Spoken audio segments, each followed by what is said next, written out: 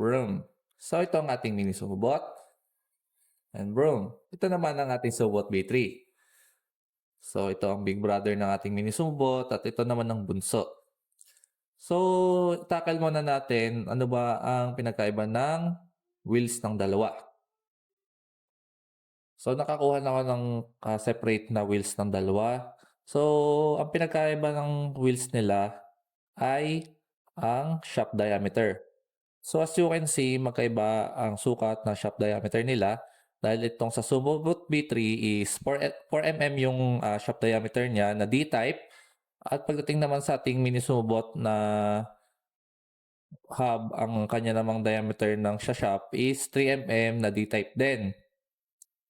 So same lang naman sila ng features, ang pinagkaiba lang talaga nila is yung kanilang diameter size and pares lang din silang may lock. Screw lock, ayan, makita nyo dito is may screw lock sila sa kanilang mga shaft para hindi totally matanggal at masira yung ating mga hubs. So same lang silang feature and for ma-update lang sa ating mga sumo bots is stay tuned lang sa ating channel.